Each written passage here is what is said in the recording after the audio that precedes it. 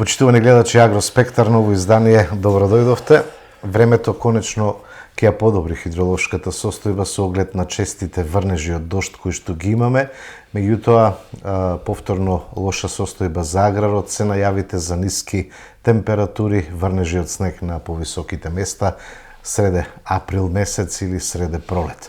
И оваа година по се изгледа ќе биде лоша за земјоделското производство, бидејќи и лошо тргнаа работите на самиот старт.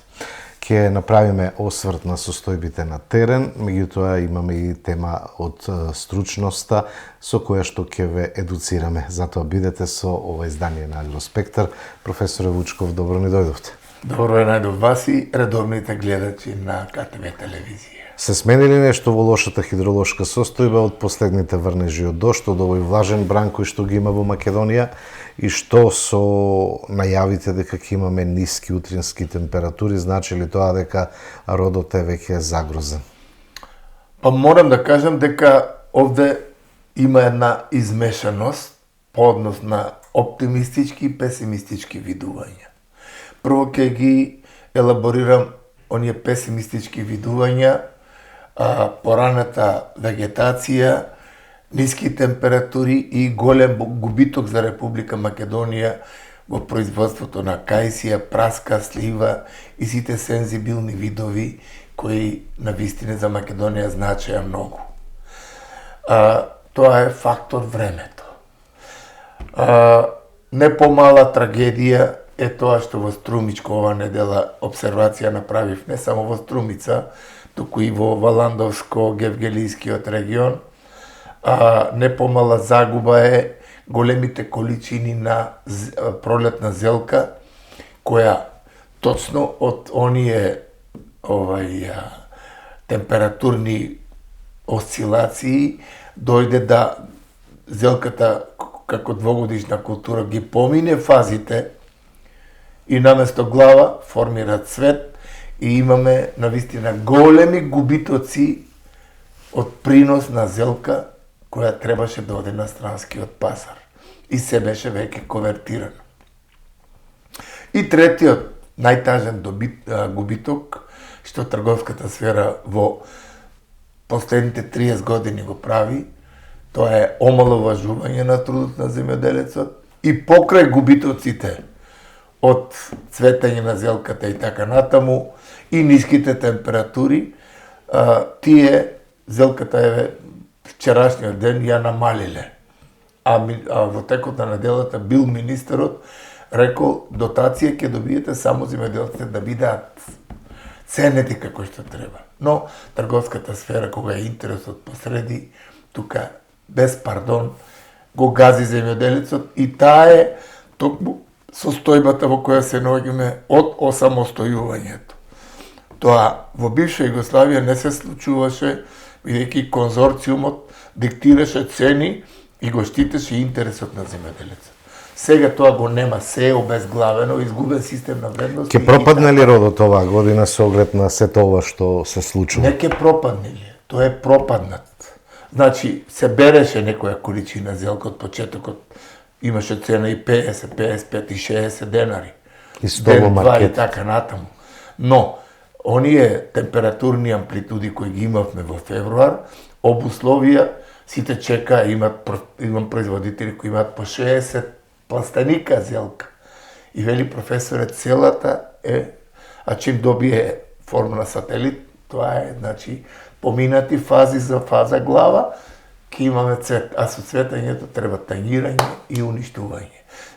Тоа е песимистичкиот дел, од кое производителот се уште ќе губи, бидејќи долгорочната прогноза која ја пратам, до мај месец најавено е дека ќе имаме уште ниски температури, врнежи од снег и дожд. А позитивно е тоа што дождот кој падна во Македонија. Прво, ќе кажам искрено дека се почувствува нашата неспремност по големите количини вода, да речните корита не се чистат. Едноставно, испуштена е целосно на организациона работа за функционирање на државата. одводните мрежи на главните реки се со повисоко ниво отколку површините. И сега од Битолско се јавија, ево од вчерашниот ден тука Скопско исто имаше, а ке имаме уште врнежи од дожд, значи тоа е богатство, каде што акумулациите верувам дека ќе го помина тој технички минимум и оптимистички ќе гледаме на онаа што е пред нас. Доколку не се случи да ние до мај месец имаме температури длабоко под нулата, а голем дел од производителите во Струмичко, вие сте сигурно информирани како новинар, краставицата, доматата, пиперката, сите се излезени на стално место под пластеник, а при тоа нема дополнително грејење, бидејќи малку да пекне сонцето, имаме температура која постигнува и се развива растението. Бидејќи денот е веќе над 12 часа и 40 минути и тука имаме веќе еден позитивен амбиент. Но времето како фактор секогаш е значаен и ние го неслучајно во секоја од емисиите обсервираме прво времето, бидејќи навистина тој одлучува како фактор за успешноста во земјоделието. Сегашната превара на вегетацијата ќе обуслови да сите растителни, овие сензибилни видови од овошни видови што се, да чим паднат температури под нулата, тука се неминовни мрзнења. Тоа е случај со времето и долгорочната прогноза мене ме загрижува, бидејќи еве сега овој амбиент што го имаме, тој требаше да го имаме во февруар месец. А ние во февруар месец кога дискутиравме во нашите емисии, дел од лозарите велеа, професоре, го кројам лозјето на кратки ракави. Имавме температури во сред зима со 22 степени. Таа температурна сума се собра и сега имаме потерување на вегетацијата, а со тоа враќање на зимски денови кои ќе бидат кобни за производството на било која култура. А тука јас сум во една неизвестност, не само јас, него и земјоделските производители кои имаат расадено на стално место, под пластеник, а нема дополнително грејење, секоја температура од под нулата, ако е надвор минус 9 или 10, во пластеникот 2-3 степена нека е разликата, а на минус 7 се мрзни, посебно од градинарските култури. Значи ли тоа дека и виновата лоза е под закана на овој ладен бран што доаѓа, колку треба да падне температурата под нулата за да има одредени штети кај лозијата? За виновата лоза, јас минатата недела, вие исто прашавте, реков дека нема никаква бојазност. Но сега, дел од сортите кои имаат исполнета температурната сума, имаме ластар веќе и преку 5 сантима, 10 сантима. А ако дојде температура под нулата, а сега и периодот на изфрлање на грозот кај тие порани сорти, ќе има секако штети. Останува да видиме, но мислам дека она случка што е со температурите кои ги имавме во февруар и март, дел од март, со високи степени, обусловија да имаме едно загревање на земјата и едно зрачење позитивно по однос на тоа да експозицијата на ниската температура сега ако дојде да биде што пониска, помала. Бидејќи ако е еве сега мрзнењето на кајсијата, имаме евиденција, значи таква случка метеоролошка каде што 12-1 саатот беше минус 6, минус 7 до Сабајле. Тоа е веќе долга експозиција. Тоа е веќе долга експозиција, за разлика од експозицијата кога имаме така загреена земја и имаме измеѓу 5,5-6 пред да изгре сонце. Заладување. Него е кратка, заладување и кратка експозиција и тука дел од луѓето во свое време и јас лично тоа како во производство кога бев палевме копи со оние слами да се створи облак, димеш и така натаму, да се амортизира тој бран. И успевавме дел од тие работи. Но тоа е кај нас се уште, мислам, далеку, за разлика од една Калифорнија кај што бев, кај што имаат систем точно против такви слани мразеви. Кога дојде периодот, системите се уклучуваат и пола сат микронизираат над 500 хектари круша, примерно. Сето тоа е магла од ситни водени сегменти. И тука нема мрзнење, каде што тој спасува 500 хектари круша. Затоа тој систем е исплатлив, но е доста скап и е доста, како да кажем, за богати земји, веќе ние сме далеку по организационен дел во производството. И мене ми паѓа криво што, овие слушам престрелки политички, партиски. Најмалку можам да прочитам дека во Кавадарци се има иницијатива за 500 хектари нови површини од некоја сорта грозје, што ќе одговара за европскиот пазар, за добивање на квалитетни вина. Или добра сорта жито во Пелагонија од 500 хектари, која ќе даде добар принос. Тоа така, бидејќи младите тоа не немаат. го слушам, сакам да кажам, нит го гледам, нит на телевизија странските инвестиции, 500 нови вработени, ќе шијат навлаки за коли, батерии, а ние ресурсите не си ги препознаваме, што ги има Македонија, да во нив се фокусираме како да ја искористиме таа топлина што ја има. Да, меѓутоа младите се тргнаа од земјоделството, не сакаат да работат и бидејќи тоа е една од основите зошто младите треба да не се се инспирираат. Тоа треба да го направат луѓето кои ја водели и ја водат државата од осамостојувањето. А тие што размислуваа? За сопствено богатство, сопствени интереси, политички, партиски интереси. А државата на страна. И тоа е трагедијата на нашето време. Имаме стручна тема или стручен осврт на нематодите кои полека но сигурно се шират и се голема причина во земјоделското производство.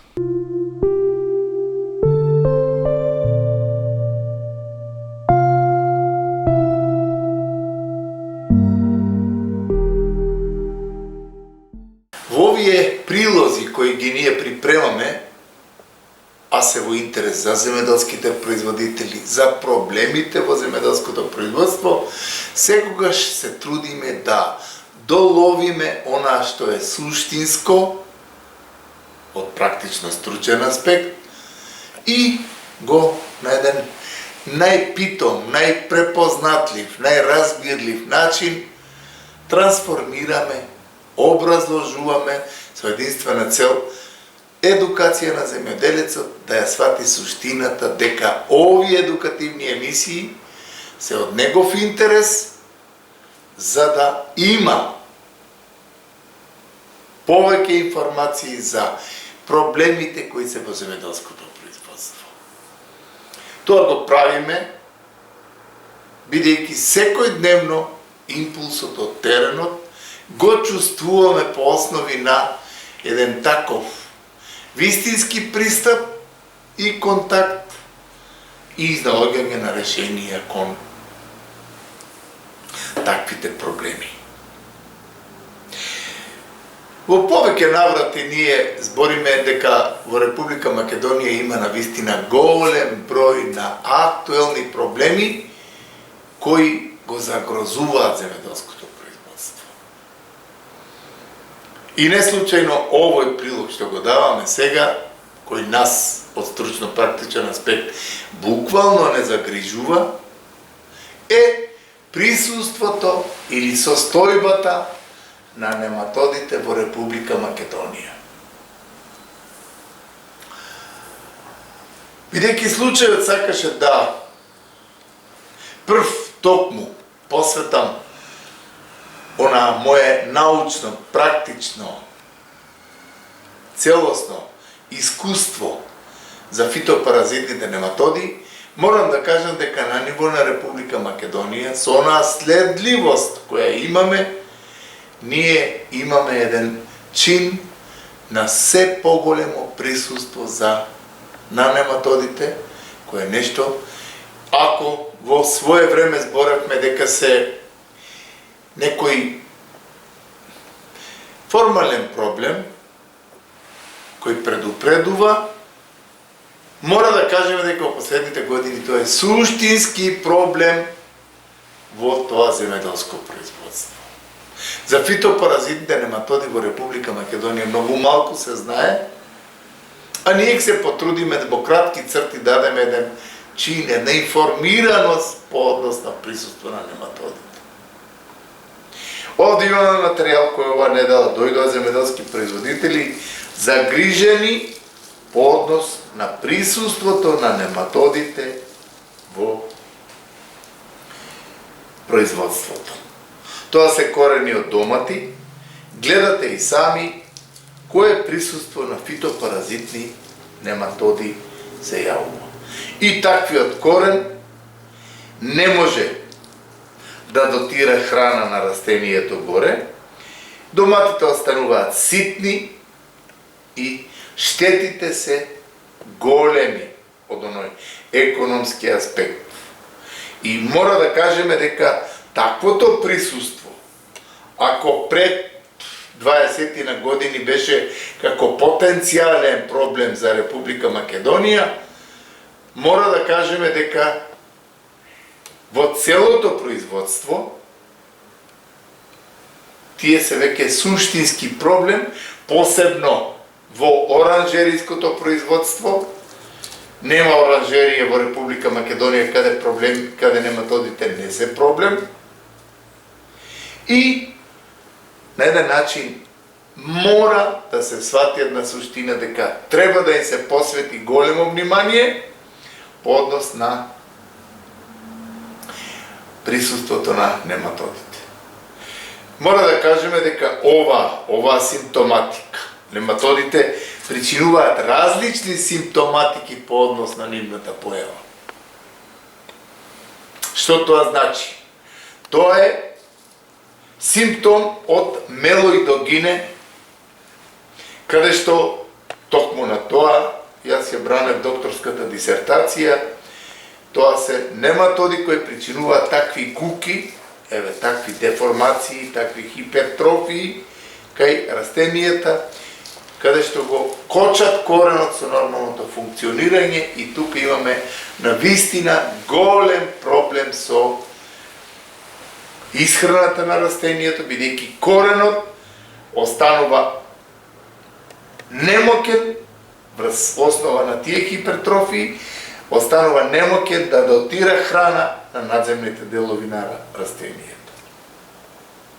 Само овој род мелоидогине, тука камерата може тоа да го види, ги имаме детерминирано мелоидогине аренарија, мелоидогине инкогнита, мелоидогине хапла, мелоидогине јаваника, мелоидогине наси. Тоа е навистина еден чуден чин на присуство на тие фитопаразитни нематоди кои ги причинуваат тие симптоми. Мора да кажеме со тие наши повеќе годишни испитувања и овој цртач кој го припремав на еден корен во почвата, сакам да подсетам за производителите кои делимично, може би дел од колеги да имаат сознание, но дел сигурно немаат, за присуството на фитопаразитните нематоди не само кај градинарските култури, туку и кај овоштарството, посебно за лозарството. Тоа се однесува за Кавадаречкиот регион и за Гевгелискиот. Значи во овошните насади од праска, кајсија, слива и така натаму, и кај виновата лоза која нешто значи многу. Ние сега тоа што го гледаме така нацртано во една форма за препознавање, тоа е една основна работа. Тоа е мелоидогинето со оваа своја симптоматика која имаме нацртана.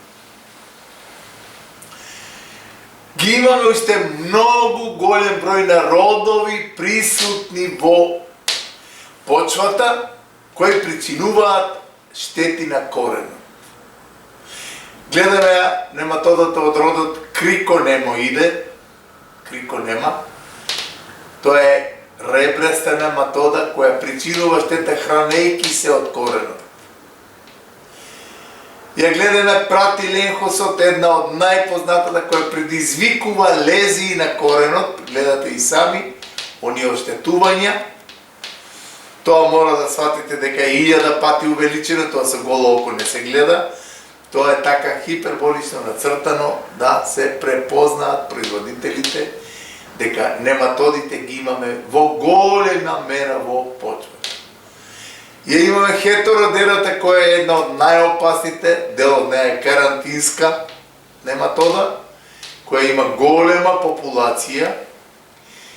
Го имаме триходорусот, ротиленхусот, тиленхусот и две најопасни нематоди кои предизвикуваат пренесување на вирусот се лонгидорусите и ксифинемите. Овие две врсти во Кавадаречкиот, Гевгелискиот регион, во околината на Дојран, Пирава, цел Богданскиот регион, тука најмногу ги имаме, бидејќи со професор Крњајич тука ги детерминираме токму присуствата на тие две врсти кои кај чокотите од виновата лоза предизвикуваат една рудиментација, една целосна блокада и коренот од винова лоза дава кратки нодуси, мало грозче и ред други работи кои навистина прават голема штета кај лозата која треба да раѓа во големи неми. Тоа се само мал дел од многуте присуства на нематодите, кој нешто е голема потенцијална опасност за растителното производство и на која треба, како што рековме, да му се посвети внимание. Овде гледаме еден со поголем круг една исклучива корисна работа. Нематодите од родот на Мононхус. Тоа го имаме во Банско струмичко во големи размери и тука имаме навистина една форма. Тоа се предатори кои се хранат од фитопаразитните нематоди и таквото нешто треба да биде еден подстрек за можна популација на производство на мононхусите кои ќе ги држат под контрола фитопаразитните нематоди. За нив, по-конкретно, имаме многу да збориме. Еве израз на еден корен, типичен корен, како 1000 пати увеличена изгледа една циста, каде што се нематодите, женките, каде што тие со својата пихтијаста маса имаат навистина голем број на инвазионни ларви. Така изгледа една женка од мелоидогини. Што е суштинско овде да кажеме? Најважното нешто е како и кој пристап треба да имаме ние за сузбивањето, значи препознавањето на нематодите и нивното сузбивање.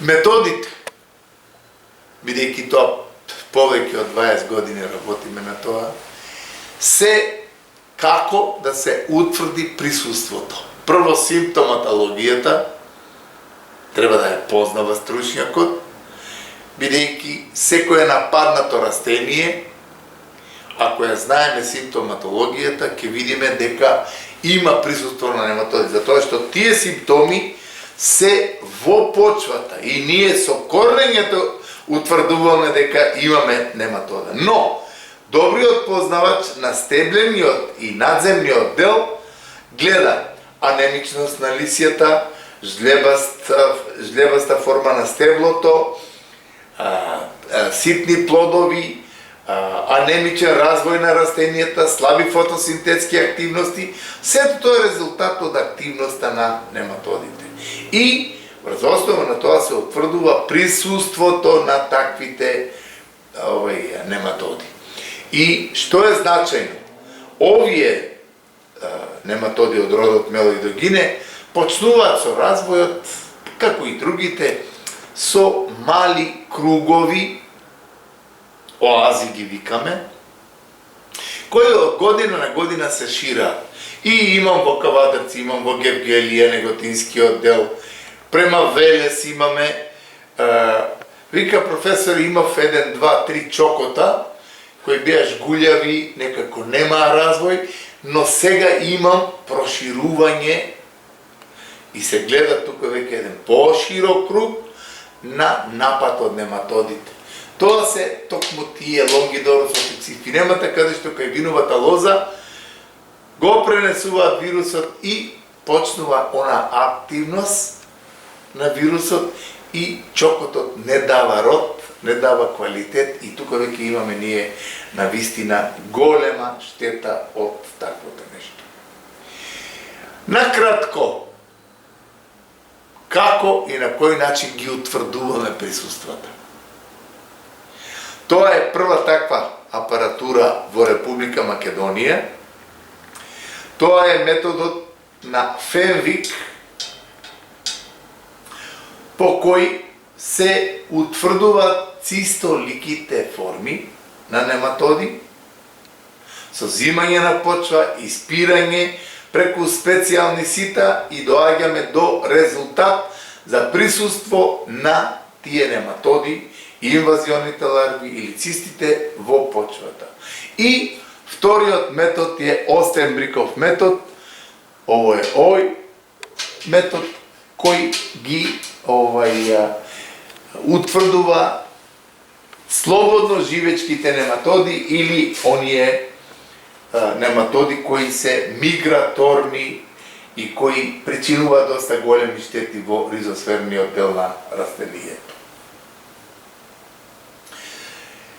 Кога збориме за сузбивање на нематодите, мора да кажеме дека ова нешто е токму еден голем чин на недоволно познавање за методот на сузбивање на нематодите.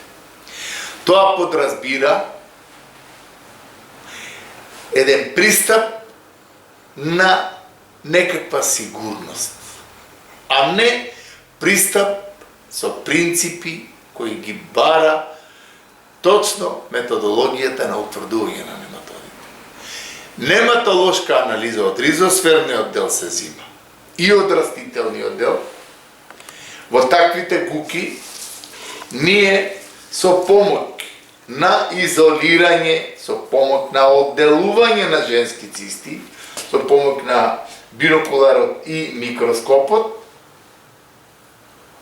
ние утврдуваме присуството на кој вид е во почвата присутен. И со испирањето, со методолошкото испирање, утврдуваме кои популации ги имаме од нематода.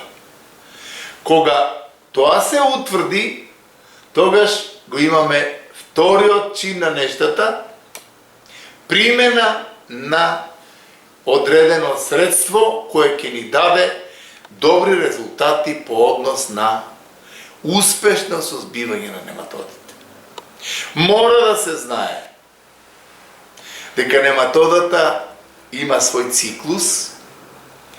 Пример сега, со заладување на времето, миграторните форми одаат длабоко и 80 сантими, подлабоко. Ние не можеме горе да вршиме третман со било каков нематоцид, тоа ќе биде џабе, а нематоцидите се и опасни по здравјето и доста скапи.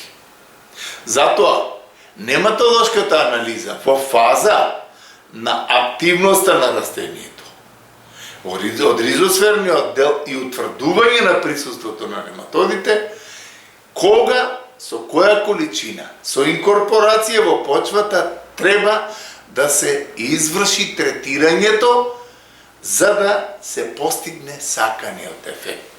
Има многу методики. Има запарување, методика со запарување со топла вода. Меѓутоа тоа ако биде во тие 30 сантима, водата, пример во Банско може да види 70-80 степени Целзиусови, се постига фантастичен резултат. Ако миграторните форми не се доле. Тоа го збориме од причина. Голем дел производители во свое време од нематоцидите, кои се сите во забрана, и мокапот, и дедесоилот, и рагбито, и вајдатот, и фураданот во свое време, дедесоилот, сето тоа беше едно од најопасните отровни компоненти кои ги применувавме за созбивање на нематодите. Сега, во поново време, мора да кажеме дека постои веќе еден доблеска и луѓето.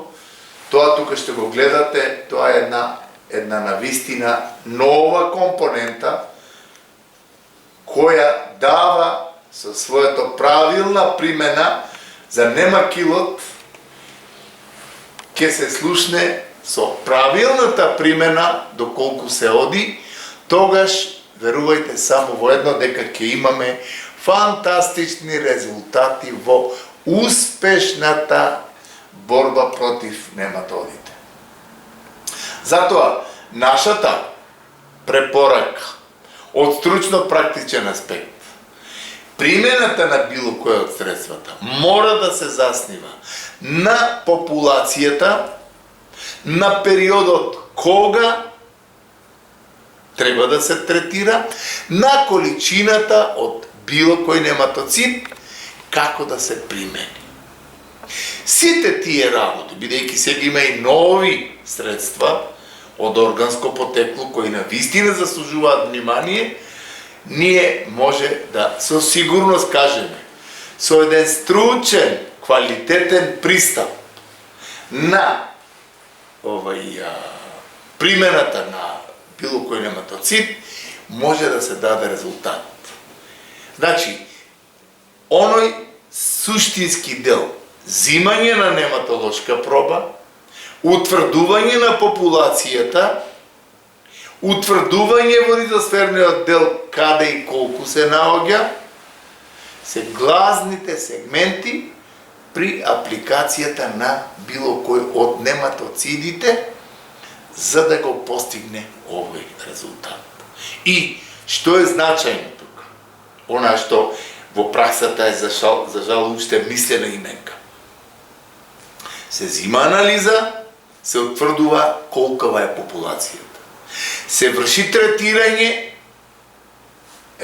немакилот како една фантастична творба од органско потекло кое го пореметува системот на развој на нематодите. А тоа е и целта денес да се оди не со оние јаки отрови, него со такви творби кои се ефикасни, постигнуваат резултат без никакви резидуи и штетни творби по здравјето кај луѓето. Со еден збор, пристапот за успешноста за созбивање на нематодите се состои токму во тоа да ние имаме еден пристап стручен, а за нематодите навистина многу квази стручњаци се јавија, многу индустрии нудаат се и се што сепак оние нечестни, некоректни постапки према земјоделскиот производител на превара со некој импровизиран нематоцид, се нуди се и се што, а вистината е само една. Тој што ги знае нематодите, што ја знае нивната физиологија, што ја знае нивната биологија на развој и кои средства успешно ќе се покажаат како ефикасни, тоа е навистина научна дисциплина, релативно млада, како фитонематологија, на која им посветуваме големо внимание и едноставно апелираме кон тоа да секој земјоделски производител не биде изманипулиран од било кој трговец, бидејќи сепак тие средства се доста скапи, нашата препорака ќе биде секој земјоделски производител кој сака да има јасна слика во неговиот пластеник, во неговиот насад од винова лоза, во неговиот насад од праска, во неговото цвеќе, дали има присуство на нематоди, кои може да причинуваат штета и секоја година да се шират, тоа го утврдува лабораторијата, го утврдува стручњакот и врз основа на тие прегледи се дава сугестија што, кога и како да се примени, бидејќи голем дел од средствата се применуваат со инкорпорација во почвата, со кое нешто се добива фантастични резултати во успешно сузбивање на нематодите. Ние за нематодите ќе имаме уште многу такви прикази, бидејќи тоа е големо поле на проучување, каде што имаме нови методики, нови врсти на нематоди, нови работи, кои нешто преку овие едукативни емисии ќе ги презентираме. А за нематодите во Република Македонија, мора да кажеме дека од година на година се е попроширена таа популација од фитопаразитните нематоди, затоа секој земјоделски производител кој има почетни појави на нематоди, тој треба подхитно, кога е уште мало жариште, мала оаза на појава, да ја санкционира за да не добие димензии, каде што ќе има и повеќе трошковник и поголеми финансиски издатоци за сузбивање на фитопаразитните нематоди. Затоа наша препорака е консултацијата со стручното лице за појавата и присуството на нематодите во насадот, од кој зависи самата екзистенција на секоја земјоделска фамилија.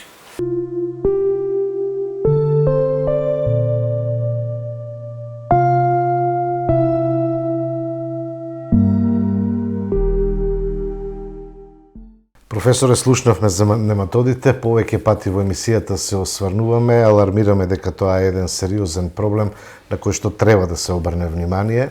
Вие како нематолог убаво образложивте во прилогот што го погледнавме.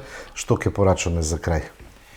Јас морам да ја кажам вистината, пред тоа тој критички осврт не е формален, нити е пак тенденциозен, нити е политички, нема никаква врска со политики и така натаму.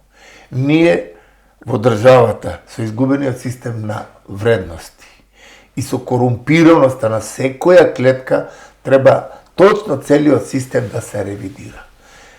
Меѓу другото, јас сум прв нематолог, како што рековте, во Македонија. Јас пратам последните 10-15 години како нематодите од година на година се повеќе шират во лозарството, ксифинемите и лонгидорусите веќе доминираат во лозарството. Тие се невидливи со голо око, но гледа производителот, вика професор, има 2-3 лози, па сега 5-6 се венат кратки нодуси, кратко грозче и нема квалитет. Тој не знае дека има чинител, тоа е нематодата, пренесувач на вируси, ксифинемите и лонгидоруси. Во производството, во градинарското производство, струмичко, нема пластеник кај што нема нематоди. И од година на година повеќе се зголемува тој процент. И јас и покрај моите упорни настојувања, да кажем дека на тоа треба да му се придаде значење на време да се санкционира, да се спречи понатамосно ширење. А има методики, дали ќе биде тоа плодоредот, дали тоа ќе биде популација, зависно од која врста нематода е присутна, за да може да се делува и да се уништи. Наместо тоа, ама никој не се грижи за тоа. Поголема е грижата на кое пратеничко место ќе биде, која политика ќе исправа. Едноставно, ние постанав во нашето стопанство. Јас не гледам позитивен тренд на размислување по однос на успешна држава. И како е ставен аграрот на страна, наместо да биде стожер сега странските инвестиции, странски капитал и они индустријски зони. Тоа, јас мислам дека не води во еден ќорсокак, наместо да ги ние цениме, почитуваме и максимално искористиме ресурсите на 274 светлосни денови, дали тоа фотоволтаицки ствараат топлина, дали ветерњачите, дали ќе имаме производство кој ќе за европскиот пазар и храната перспективно ќе биде насочна потреба. А Република Македонија можности за тоа, за условите кои ги има, постојат и тоа реално, бидејќи сум 50 години во тој аграр. Тој е занемарен, маргинализиран и на него буквално не му се придава никакво значење. И секој кој дошол како на гости, година или две, професоре, немам јас вика намера да се упуштам, бидејќи во земјоделието успех ќе биде дека Република Македонија има собствена сорта на градинарски култури. Една Холандија извезува 98% од семенски материјали низ цел свет. Во 54 земји извезува цвеќе, а Холандија е со подморска висина. И сега, кога доаѓаат тука, кога го гледаат сонцето, кога гледаат типот на почва што го имаме, и вика Господ малку ви дал. Тоа никој до сега, барем, некој кој е ставен на власт, да каже, чекај, тие компаративни предности кои ни дал Господ, да ги ние, да се фокусираме кон нив и младите, верувам, дека со добра храна, мислам, добро производство на храна, ќе имаат посигурна иднина. Благодарам, професор. Благодарам и вам. Ова беше уште еден Агроспектар. Ви благодарам на вниманието.